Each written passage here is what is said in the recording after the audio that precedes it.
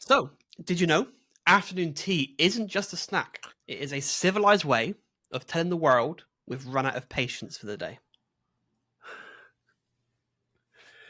See, when I run out of patience, I go right to Krispy Kreme and I get myself a nice dozen glazed donuts. And that's my way. So, Oh, is and it? it So when you're shows. walking around with a box of fucking sugar, I am Just, done for, with the just, world. just for me. Yes, absolutely. Down the hatch, doesn't even touch the sides.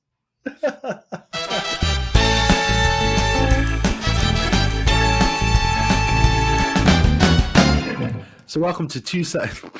What'd you do? I hit myself in the Hold. in this thing. The balls went down to your throat. So, welcome to Two Sides. So welcome to Two Sides of the Pond, where two people from either side of the pond, one from the US and one from the UK, get together and talk total bollocks about talk about whatever the hell we want. And today we are talking about some food. So you were talking about afternoon tea, high tea. So what is that exactly? Did you say afternoon tea and high tea? Is it the same thing or is it different? No, they're different. Afternoon tea is food. High tea is a drink, is it not? What's high tea? What do you think high tea is? High tea is when you sit down in the afternoon with finger sandwiches and pastries and... Is that what the posh call it? Maybe it is. What I don't is know. high tea? Let's have a look. Okay, so this is actually new to me. So I had no idea because apparently it's a working class meal? Fuck off, is it? I've never heard of it. So high tea is a working class meal eaten around 5 o'clock onwards. High tea? Usually consisting of a hearty meal and a pot of tea. High teas are a tradition that dates back to the late 19th century. That's probably why I'm not aware of it. I wasn't alive then. High tea was traditionally served high, meaning it's a high table with high back and chairs. Okay, so I mean... So dinner, supper? Yeah, these days it is just is dinner. Or we just call it tea, but dinner. But I suppose that's where it's come from because quite a lot of my years on this rock, we've called sort of our evening meal is it's tea time, and that's probably where it comes from. It probably originated as high tea, which then just became tea time. Just take out the highness of it, so it's on a normal table with normal chairs, without the cup of tea, and it's tea.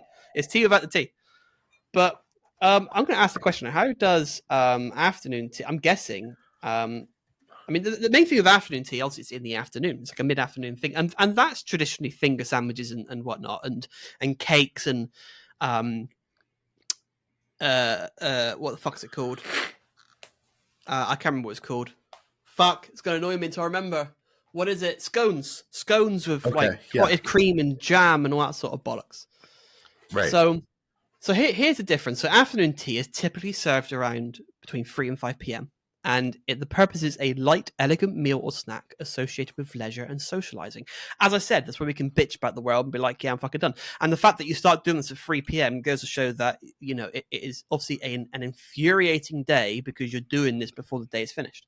So there you go. And the menu, it's finger sandwiches, cucumber, which is just diabolical, smoked salmon, which is just equally as diabolical, scones with clotted cream and jam, cakes, pastries, and other sweet treats. Obviously, the bit that I like, tea, which I don't fucking have, often served with milk and sugar. I'll happily just drink milk on its own because, gotta love some milk.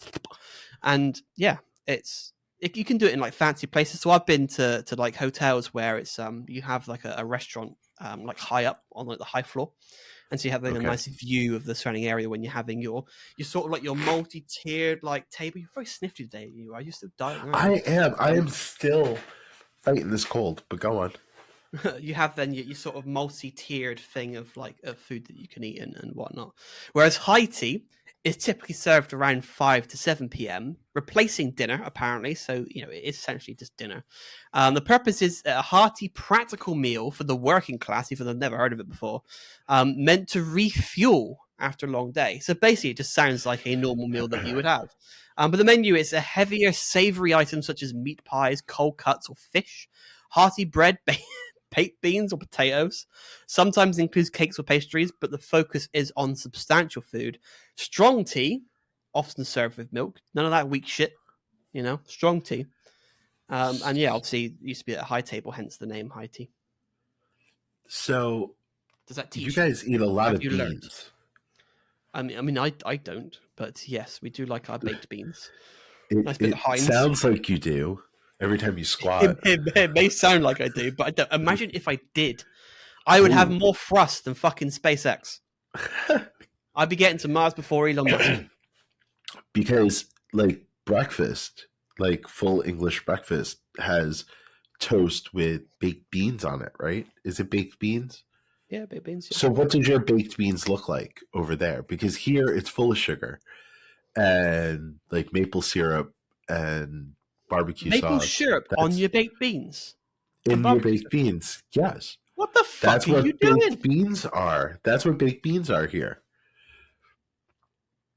With That's fucked. ham. There'll be ham in it. You lot are weird.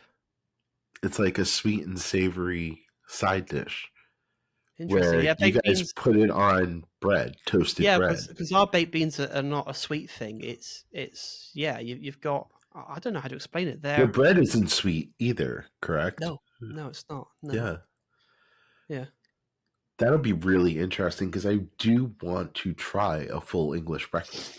So Yeah. growing up, we had this picture on all of our commercials for cereals. So we'd have commercials for cereals like Frosted Wheats or Frosted Flakes or Wheaties or Pebbles, Fruity Pebbles, things like that, Cocoa Pebbles, Captain Crunch, those type of boxed sugary cereals as a part of a well balanced breakfast. But the picture that they show is a glass of milk, a glass of orange juice, toast with butter, eggs, some kind of breakfast meat, whether it's sausage or bacon, as well as your bowl of cereal. And I'm like, how the hell are you supposed to eat all of that at breakfast? I don't understand. But then I've heard proper full English breakfast is something a little different. Now, I know you don't eat breakfast, and normally I don't eat breakfast either. Yeah, I I don't do just stick with breakfast. Yeah. coffee. So, But there are some places that will do full English breakfast all day. So it's forever on the menu. we have that too. So yeah, I Oh, can and then easily we take. get like waffles or pancakes, as well. Yeah, we don't do that so much. Although I do like IHOP. I do like IHOP. I do enjoy going to IHOP. Really? Yeah, I do enjoy it. Yeah. So I've one time when I flew to LA, we left really, really early from the UK. I think the flight was 7 a.m. for us, our time. Obviously, it's about 11-hour flight.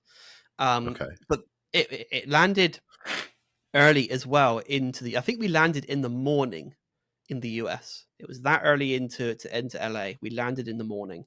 I think we landed about an hour and a half ahead of schedule as well. It was a really good day for wind flying over. And obviously, with most places, when you go, you're staying in a hotel or Airbnb or whatever it is, you can't check in until 3, 4 p.m. in the afternoon. So we have a lot of time to kill before we could check in. So we went to an IHOP and got ourselves some pancakes. But it felt so weird. It felt so bizarre because we've been up so much. We got up, I think it was like 1, 2 in the morning, or maybe even earlier, to drive to the airport. It's a 3-hour drive for us to the airport. Actually, I think it may have been longer. I think we flew from Gatwick, so about a 4-hour drive to fly from Gatwick from where we lived. We checked in about 4, 5 in the morning for the flight. So for us, it was a very, very long day followed by a long ass flight over. To then have pancakes, which is kind of like a breakfasty thing, it didn't feel like it was breakfast time. It sort of felt like it was the end of the day for us. Do you have pancakes over there as a regular Not thing? as a regular thing, but they exist. They do serve them. They do serve them, but I wouldn't say it's nowhere near as popular as what it is in the US. I mean, we have Pancake Day as a specific day. I think it's in February or something, where we will make pancakes at home. So we make a song and dance about it on one day of the year. There's a reason for it, but yeah, it's not as popular as what you have it, because you can have pancakes whenever you want. I mean, and we can too. We can go places to eat pancakes, but That's not pancakes, a waffles, regular thing. it's just not. No, like you just don't see that. I mean, I'm not a massive fan of waffles personally. I just think it's just too No? much. it's too much doughy, whatever. It's weird for me because again, I don't do breakfast anyway. And when it Right. comes to because it's a sweet treat, like pancakes and waffles. I'm not a great fan of that type of sweet treat. I'm more of a cake sort of person. Like I don't like doing doughy stuff as a sweet treat. It doesn't really work all that well for me. Yeah, one of the few things that are a must-have when I travel and stay at a hotel on the must-have is continental breakfast because I want the option. Plus, it shows the level of hotel you're at. Like, I won't stay in an hourly style hotel where you could rent the room by the hour, but I don't always stay in a place that has room service.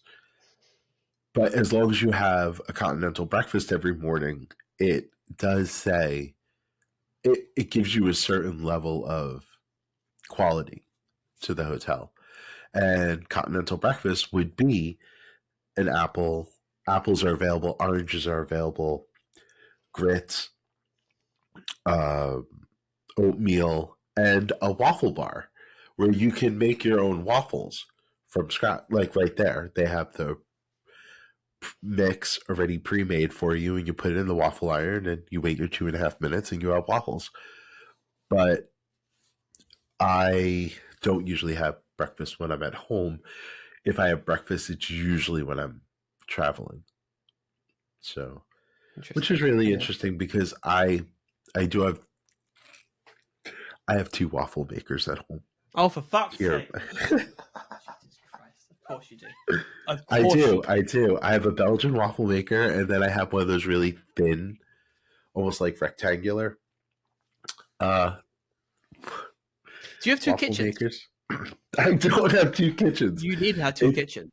I do, I do. I need one upstairs and one downstairs. That'd be fun.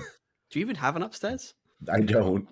I need upstairs That first. would be great when it's just a fucking kitchen in your fucking attic, because that'll be Yeah. useful for the waffles you don't make. I grew up in an environment that we did a lot.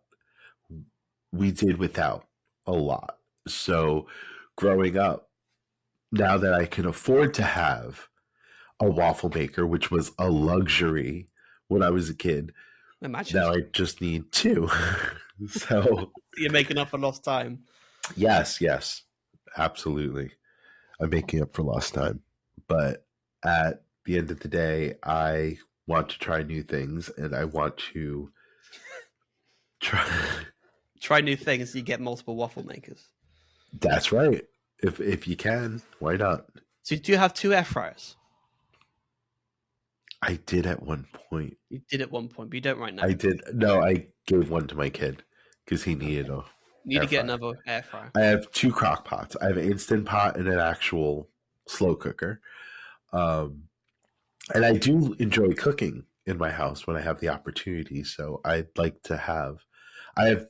I have very much a Martha Stewart-esque vibe going on in my house, Whatever that means. in my kitchen, where I have options and choices and serving platters, and I have four sets, different styles of flatware in my house, uh, for whatever I'm feeling in the mood for. I like options. So when you serve the food that you're going to eat, do you serve it on two plates? No. Why not? Well, Two of everything else. Why don't you serve your meal on two plates? well, I mean, I don't. You I should. I I Next like time you make yourself some food, split just it have and two put half plates. it on one plate, on the other half on the other plate, and then just sit with two plates and eat from it.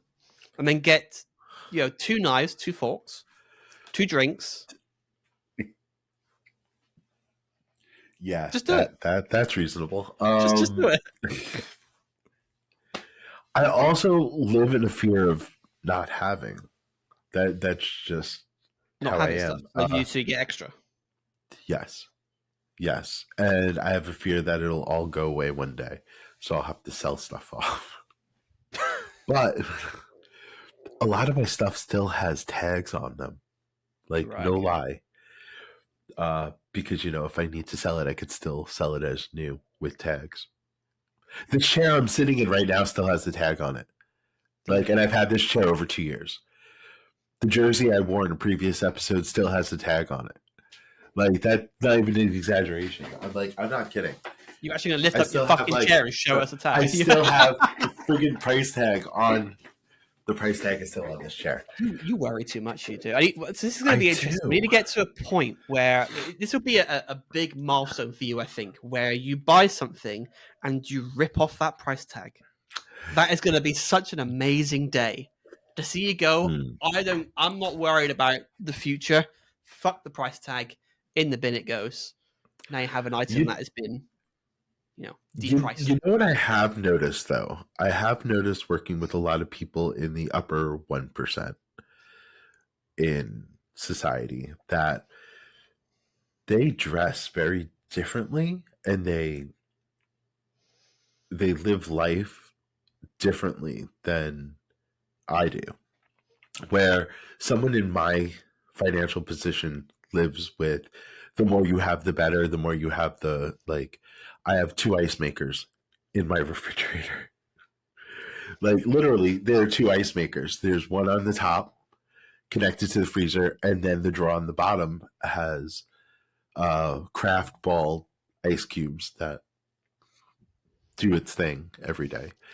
And it's a type of refrigerator that you knock on the glass door and it lights up and you can see what's on the door. That One of kind those of pointless thing. fucking things. Yes. So keeping that in mind, I don't know. Have you ever noticed, and I've noticed this kind of with you, actually, that the people who have don't need or don't feel the need to get? Kind of like the idea of souvenirs when you go places. Like, it's always the lower class that are edging their way to middle class that are buying the souvenirs, that are buying the magnets that say where they are. We're buying the "You Are Here" mugs from Starbucks because they want to be able to say, I can afford it, so I'm going to get it. Where the people who can afford it and not even think about it don't have that innate need to purchase those things. Yeah, I personally don't like clutter. I don't like random shit here, there, and everywhere, or a fridge full of bollocks. Like, for example, my fridge it's integrated. It's behind the cupboard door, so it's all part of the kitchen, which I quite like. I love that. Yeah, I quite like. So you don't have the place to put magnets and stuff. But I just find it messy. We used to buy magnets. My parents has quite a lot of magnets on their fridge, and we used to buy magnets when we went places and whatnot. But it's not something I've ever done. I've always liked to have quite a clean, simplistic house. Where you just have the essential stuff that I enjoy, like a massive TV and mood lighting and aircon. Yeah. Air conditioning for you Americans that can't understand shorten words, even though you like to shorten every fucking word. But apparently, when I say aircon, that confuses you. It Irony. did for a very long time. Irony. Not going to lie. But no, and I agree with you with that. Everything I own is behind closed doors. My refrigerator has no magnets on it. But I have a shit ton of magnets. No, I have a shit ton of magnets, and my side door to leave the laundry room is a metal door, so they're all on that door. Ah, okay. So they're kind of out of the way in the, I guess you would call it the utility room? Yep. Would you call it that? Room. Okay. Yep. Would you call it the laundry room? Yeah, because that's where my washer dryer is, and that's where I keep the cleaning supplies, and I have an extra desk. My second desk is in the laundry room. Yeah, I'm gonna stop talking now. Yeah, it's like being a bogey. No, but which kind of got me in trouble. This whole thing kind of got me in trouble with my weight and food, my food issues, because using magnets. Because I could, like, growing up, we didn't go to fast food places. We didn't go and sit to sit down restaurants. It was every day of the week, 5 o'clock, clean off the table, time to have dinner. We never went out to eat. It was a big deal if we ever did. So when I was out on my own and I had a couple extra bucks in my pocket, I would go and be like, you know what? What am I going to have for dinner? Oh, I can afford to go to McDonald's. Why not? You know what I mean? And what do I want? And I couldn't make up my mind. So I would be the one in the drive-thru. Don't tell me other people listening have never done this. I've gone through the drive-thru and I'm thinking, do I want a hamburger? Do I want a chicken sandwich? Which one do I want? And I would go, okay, I'll have the hamburger meal. Okay. And then I would say, oh, well, what did he want? Oh, he wanted the chicken sandwich. So, yeah, just add on a chicken sandwich on that, knowing full well it's for me. But because I could afford to do that, I was like, I'm going to do it.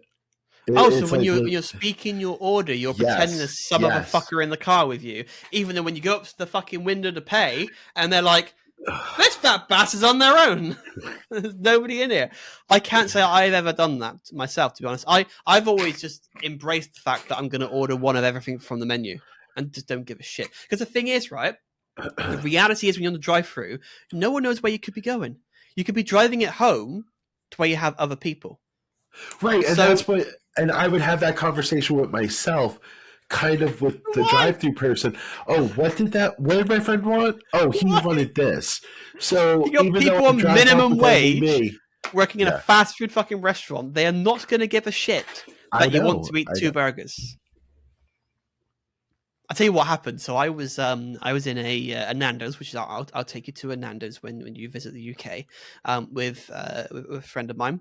Our chief of finance, funnily enough, and I wanted. There were two desserts on the menu that was tickling my bumhole, so I decided to order two desserts.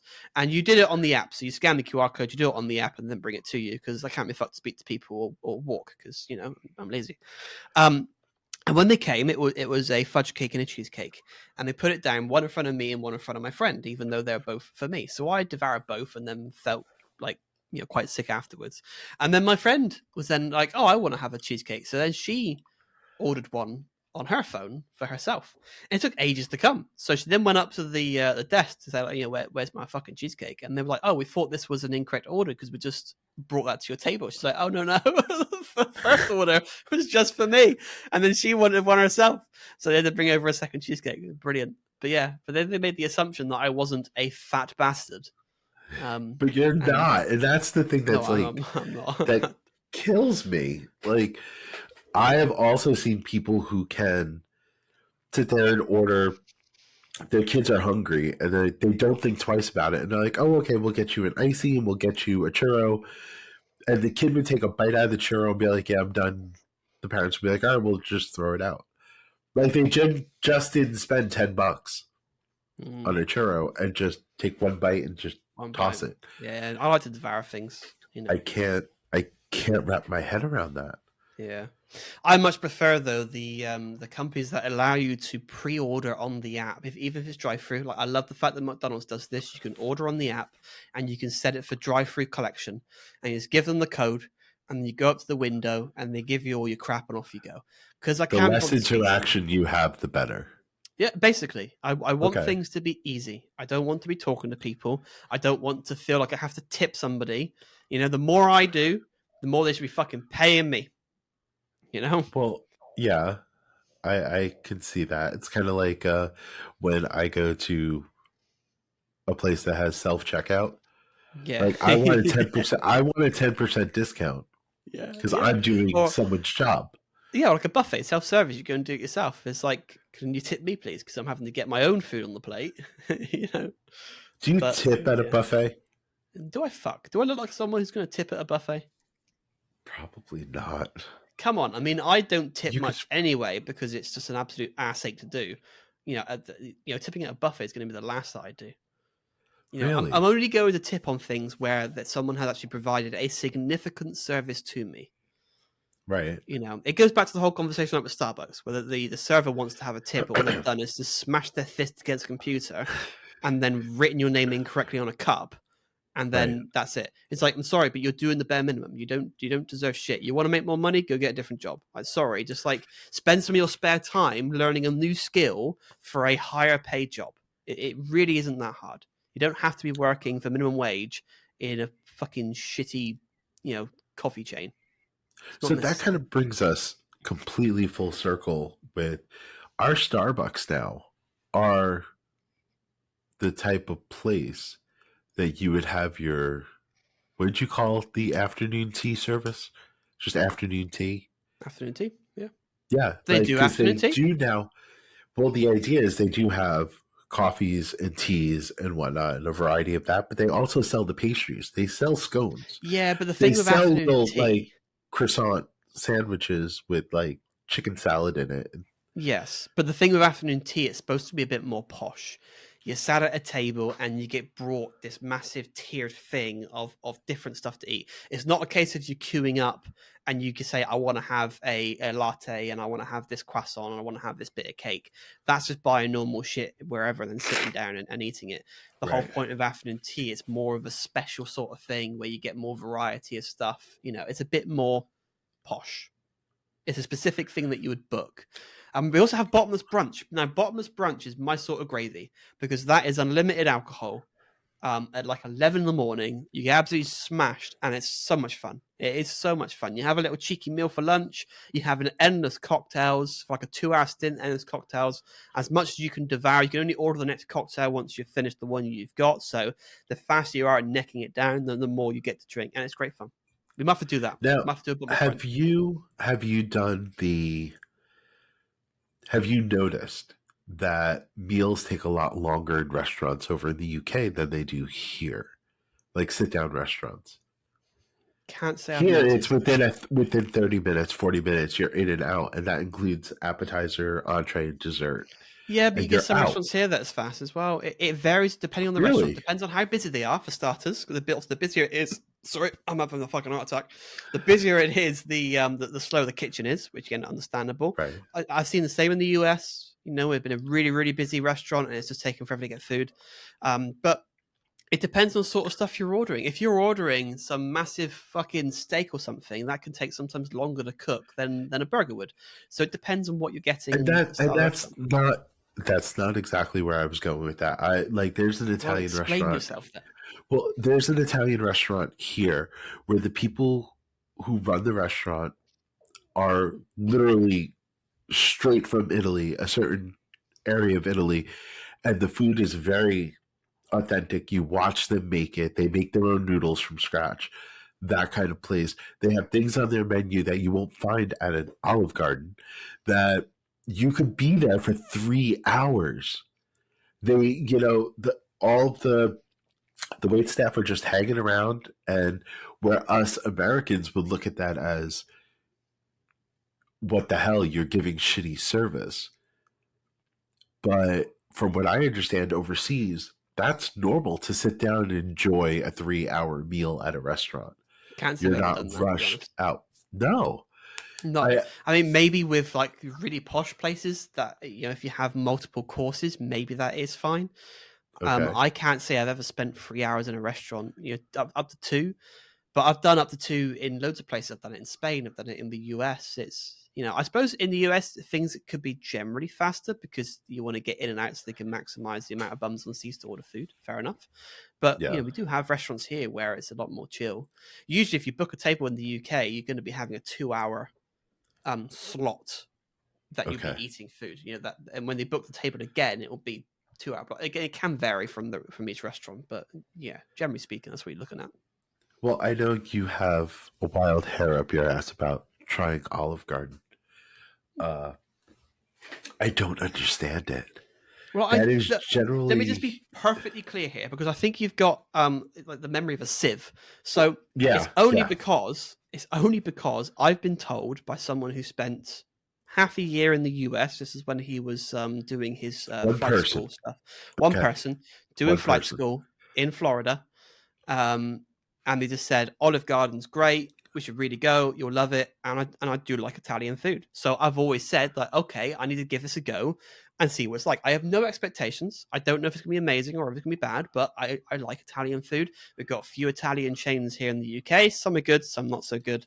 So I'm just curious to see, is Olive Garden good? Do I enjoy it? Would it be a place that I would go, not like all the time, but would be happy to sort of go for a meal every now and then sort of thing? Yeah, like Applebee's, for example. Well, Applebee's is good fun, so I don't mind going there. okay. Well, I think you would hate Olive Garden. Their number one thing is their salad and breadsticks. And Yuck. you are not a salad person. No, fuck that shit. And they They'll bring, do pizza though, right? they do flatbread. That's fine. And they have what they call the tour of Italy, where you have like 3 different pasta dishes on one plate. But I will take you to the Olive Garden here in the US the next time you are here. And I will also take you to Pepperoncinos, which is the authentic The Italian proper place. Italian. Okay. Yes. I tell you what I do. We'll I do sit there like. for 3 hours. Yeah. Okay. Yeah. If there is a place, so one of the things that I love. So I was in a hotel in Turkey, in Antalya, and it had the most amazing Italian dish I've ever had. It was just pasta. It was a cheesy tagliatelle pasta with truffle. With truffle shaved Okay. onto it, and it was so good that I had that every single day because it really hit me in the dick, and it was perfect to eat. So if there's somewhere like that in the US that does sort of truffle pasta, because we have a place here called the Ivy as well, which I'll take you to. It's a real posh restaurant chain, which I think you've heard of, because I think they have one in New York now as well, the Ivy. Yeah. But The they Ivy. do they change their menu like every Maybe month or LA, something. but okay. Or maybe LA, yeah, wherever. But they at one point did a truffle pasta, and that was incredible. I loved Really? it. So, yeah.